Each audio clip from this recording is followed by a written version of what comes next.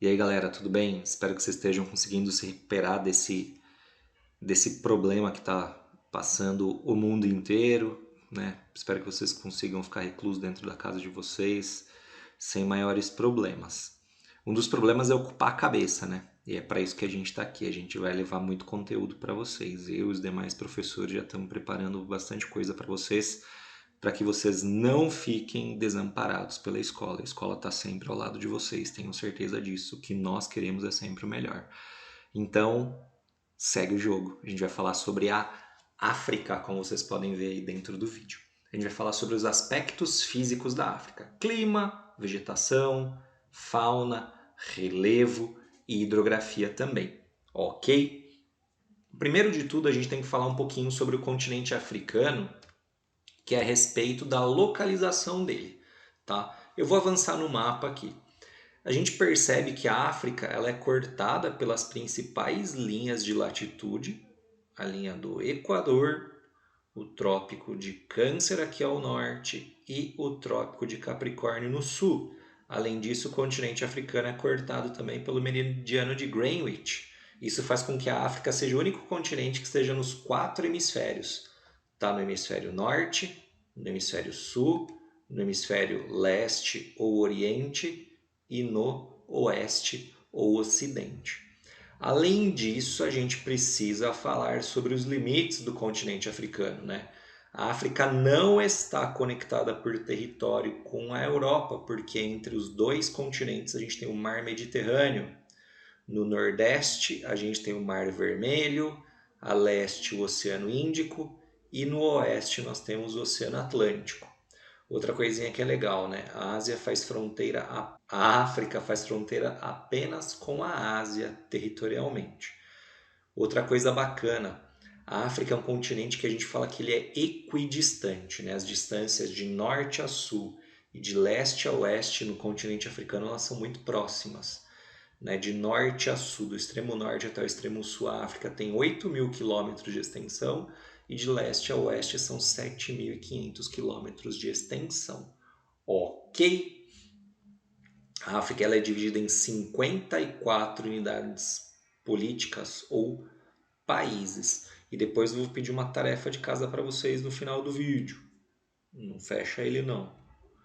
Bom, a gente precisa falar sobre os aspectos físicos do continente africano. Aspectos físicos é o relevo, certo? O relevo da África ele é muito parecido com o relevo aqui do Brasil.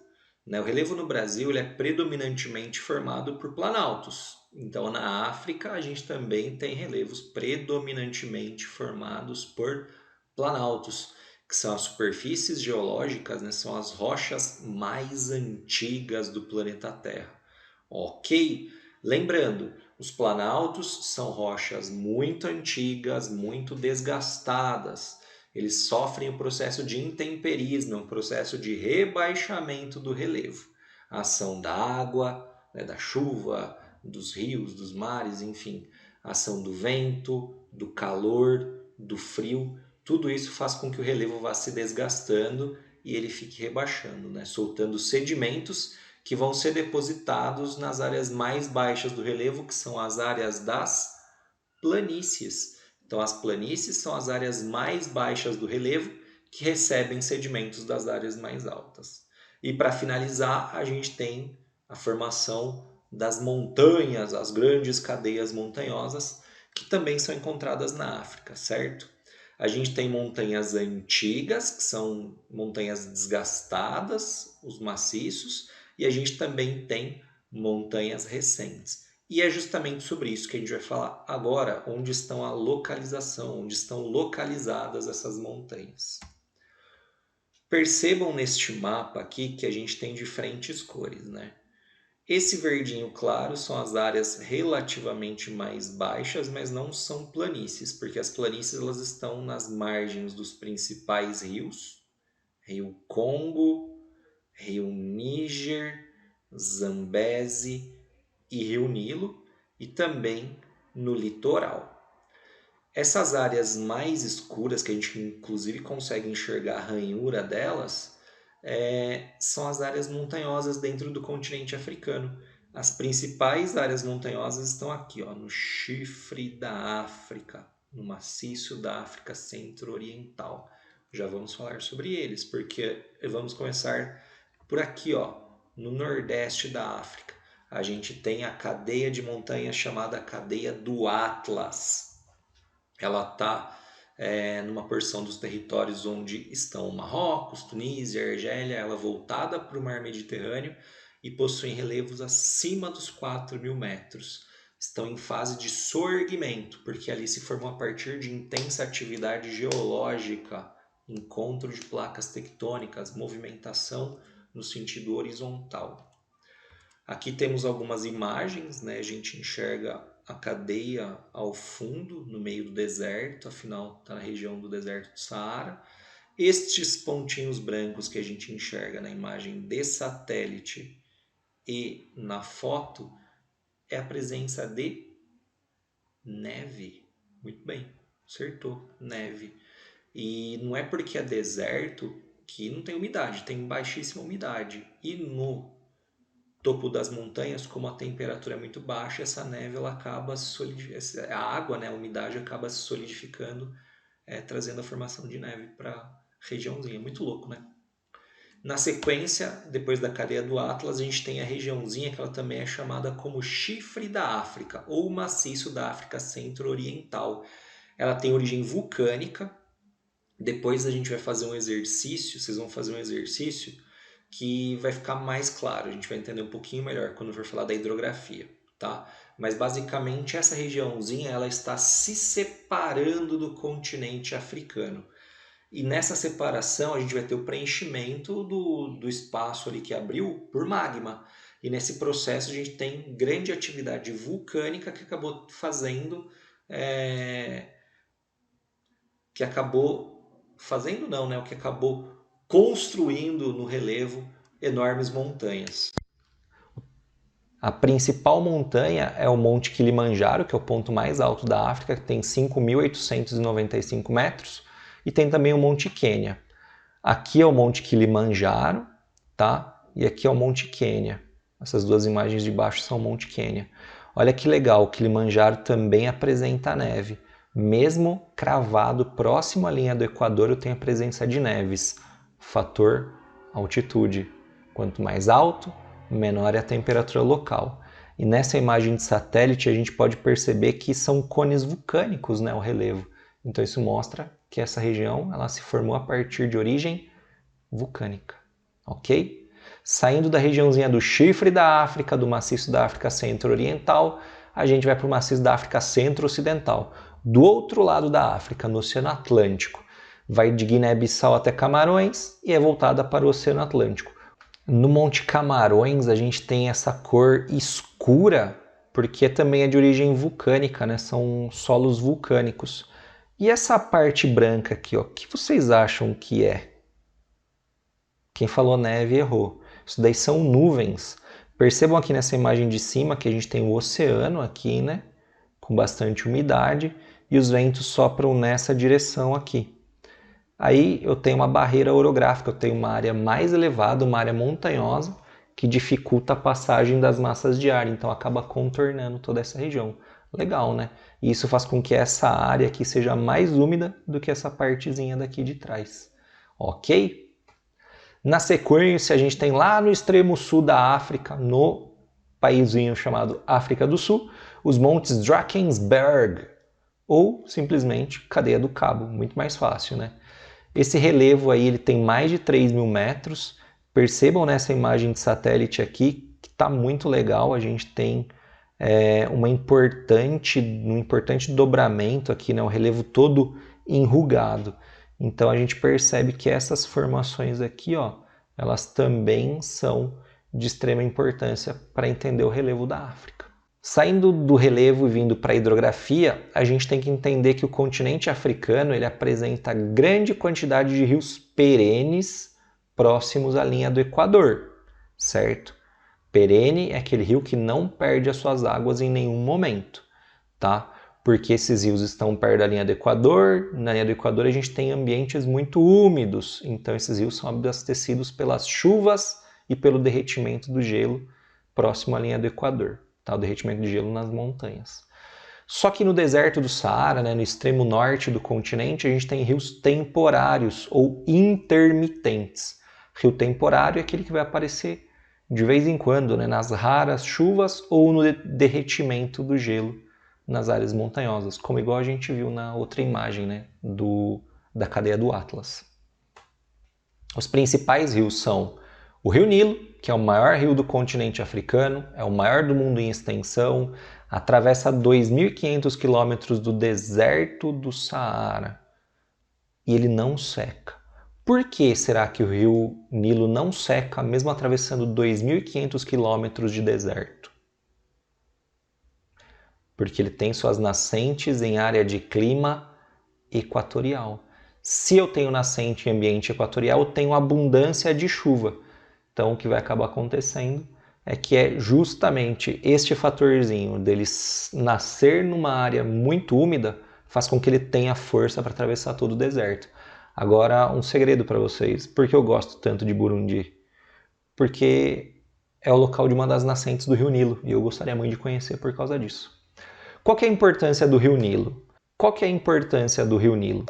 Como vocês podem observar, o Rio Nilo ele é extremamente plano, ou seja, ele consegue ser muito importante para a navegação, já que ele é bastante plano, ele é altamente navegável, tá? Essas áreas na cor verde que a gente tem aqui no Rio Nilo são áreas de solos muito férteis. Então a gente também tem o auxílio à irrigação agrícola e o abastecimento humano. E nesses tracinhos que a gente enxerga dentro do Rio Nilo, a gente tem a presença de usinas hidrelétricas. Então a importância também está relacionada à geração de energia. Importante para o abastecimento humano, para a navegação e o comércio, irrigação agrícola e geração de energia. Ok? Outro rio é o Rio Congo, é o terceiro maior rio em volume de água do mundo. Está atrás do Rio Amazonas, que é o primeiro, do Rio Brahmaputra na Índia, que é o segundo maior em volume, e o Rio Congo, então, é o terceiro em volume de água. E em extensão ele é o segundo maior da África, só atrás do Rio Nilo.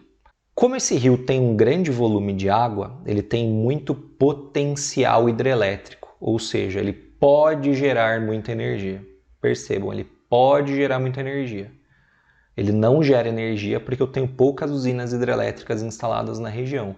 Então, falta infraestrutura para que essa região consiga ter um maior aproveitamento do rio, né? Uma área bastante pobre. Então a gente vê aqui ó, essas espumas que mostram um alto volume de água no rio, tá? Que pode ser muito importante, pode ser não, né? Que é importante para a geração de energia desde que eu tenha usinas hidrelétricas instaladas. O outro rio, o terceiro maior da África, é o rio Níger, ele tem 4.200 quilômetros, é extremamente utilizado para o abastecimento e para a pesca. Esse rio também tem águas muito calmas, é um rio de planície, suas áreas são muito planas, então ele é muito importante para a navegação. E olha que legal, na foz desse rio eu tenho importantes áreas petrolíferas. O que será que vai acontecer com esse petróleo? Ele vai ser explorado e levado para o interior do continente via Rio Níger, né? Então a navegação é muito importante nessa área. Vocês estão vendo que eu tenho muitas curvinhas aqui? Essas curvinhas elas são chamadas de meandros. Os rios que são meândricos, né, cheios dessas curvinhas bastante sinuosas, são rios de planície. E essas imagens não negam para a gente, né? A gente tem uma área muito plana aqui, ok? Sobre o clima, a gente tem que lembrar que o tipo de clima está relacionado ao continente africano. Lembra que a gente falou que a África ela é cortada pelas linhas dos trópicos de Câncer ao norte e Capricórnio ao sul? Isso faz com que a África esteja totalmente ou quase totalmente dentro da zona intertropical, o que faz com que eu tenha predominantemente climas muito quentes dentro do continente africano. Este mapa de clima aqui mostra isso muito bem para a gente, né? A gente tem no rosinha o clima equatorial, no amarelinho claro e no verde os climas tropicais, laranjinha climas semiáridos, laranja os climas desérticos, e os climas mais frios estão aqui nesse roxinho, que é o clima mediterrâneo. A gente vai falar característica por característica de cada um destes tipos climáticos. Vamos lá? O primeiro tipo climático que a gente tem é o clima equatorial. O clima equatorial ele é caracterizado por ter apenas uma estação do ano definida. Está perto da linha do Equador, é quente o ano todo. As temperaturas sempre estão acima de 25 graus e tem muita chuva, certo? Tem muita evapotranspiração e, consequentemente, eu tenho muita chuva no local, ok? Então, é o clima que está ao redor ali da linha do Equador. Chuva sempre acima de 2.000 milímetros, é muita chuva. Na sequência, a gente tem o clima tropical, que é o clima que está na cor amarela e verde. Só a gente olhar no mapa que está rodeando o clima equatorial. O clima tropical ele vai ter duas estações do ano bem definidas, certo? Vai ser um verão chuvoso e quente, com temperatura sempre também acima de 25 graus, porém o inverno ele vai ser mais seco. Não necessariamente vai ser tão frio, igual na nossa região. A gente tem o clima tropical aqui. O inverno nosso é tão frio assim? Não é, né? São poucos dias de muito frio. Então a gente pode dizer que o inverno lá é seco. Eu tenho uma sazonalidade, ou seja, eu tenho a diferença de estações do ano. Uma estação seca, uma estação úmida, uma estação quente, uma estação fria. No caso da África e do clima tropical, a gente vai ter uma estação quente e úmida e uma estação mais seca, né? Menos quente e mais seca, que é o inverno. As precipitações ficam entre 1.200 e 1.500 milímetros. Na sequência, a gente tem o clima mediterrâneo. Coloquei fora de ordem porque eu estou colocando dos climas de maior precipitação para menor, tá? O clima mediterrâneo ele é o oposto do clima tropical em relação à precipitação, em relação às chuvas. O Mediterrâneo ele também tem temperaturas um pouco menores, lembra que eu falei, né? Ele está mais afastado da linha do Equador, então tem temperaturas um pouco menores. Só que ele é invertido, eu vou ter invernos chuvosos, com temperaturas em torno de 15 graus, e os verões eles vão ser muito secos, com temperaturas altíssimas, ok? Inclusive é comum a gente vê, né, observar queimadas naturais no verão do clima mediterrâneo, porque é muito quente e muito seco. A vegetação começa a secar e acaba tendo uma combustão espontânea, pega fogo sozinho, tá? O clima mediterrâneo, já falei para vocês, é encontrado no extremo norte, tá, banhado pelo mar Mediterrâneo, e no extremo sul, na regiãozinha da cidade do Cabo, na África do Sul. Por fim, para a gente falar sobre o clima, a gente tem os climas árido e semiárido, ou desértico e semidesértico. Ambos apresentam a mesma característica, são climas muito secos, chove pouco, né? A característica principal dos climas árido e semiárido é a escassez de água e a amplitude térmica também é muito alta. A amplitude térmica é a diferença entre a temperatura mínima e a temperatura máxima de uma determinada região. No caso, nos desertos, a gente vai ter verões, a gente vai ter dias muito quentes, com temperatura perto de 50 graus, e à noite a temperatura vai estar perto de 10 graus. Eu vou ter amplitude térmica de 30, 40 graus Celsius. É uma diferença bastante grande. Enquanto que nos outros climas a amplitude térmica ela é bem pequenininha, em torno de 5 a 10 graus no máximo. Sobre os desertos e os semidesertos, na região árida e semiárida, eles estão sempre próximos à área dos trópicos de Câncer e de Capricórnio. Deserto do Saara no trópico de Câncer e o deserto do Kalahari da Namíbia no trópico de Capricórnio, ok? Para a gente finalizar, a gente vai falar sobre a vegetação. E a gente deve se lembrar que a vegetação é a resposta da natureza para as condições climáticas de uma área. Se eu tenho um clima seco, eu vou ter uma vegetação adaptada a esse clima seco. Se eu tenho se eu tenho um clima úmido, eu vou ter uma vegetação adaptada a esse clima bastante úmido. Então, a resposta da natureza para o tipo climático é a vegetação. A vegetação vai se desenvolver de acordo com a característica climática local. E se a gente pudesse colocar lado a lado, né, um mapa de clima e o mapa de vegetação, a gente ia perceber que eles são muito, muito, muito parecidos, certo? No verde escuro a gente vai ter uma floresta equatorial, na área verde mais clarinha vai ser uma área de savana, que é adaptada ao clima tropical, semelhante ao cerrado brasileiro, e a savana, né, que é essa vegetaçãozinha verde clara. Na área amarela a gente tem a presença das estepes, que é uma vegetação do semiárido. Laranjinha, a vegetação de xerófitas, plantas adaptadas a ambientes muito secos. O vermelho ali eu não tenho nenhum tipo de vegetação. O roxinho, né, é agricultura no Rio Nilo. E por fim, o laranjinha mais claro são as áreas de vegetação mediterrânea, nas margens do mar Mediterrâneo e aqui no extremo sul da África do Sul. Sobre a floresta equatorial, ela é uma floresta bastante densa e úmida. Percebam que a gente tem aqui uma vegetação muito próxima, árvores muito próximas umas às outras. E é úmida porque está no clima equatorial. Ela é chamada também de floresta higrófila. Eu tenho árvores de porte muito grande, muito elevados, árvores de 60 metros eu posso encontrar nessas áreas. O que é legal dizer é que ela é muito semelhante à floresta amazônica, né? Aliás, tem uma foto aqui que é da floresta amazônica. Você sabe me dizer qual que é a floresta amazônica? Essa daqui é da floresta amazônica. Então percebam que as outras, né, imagens são muito parecidas, têm características muito próximas.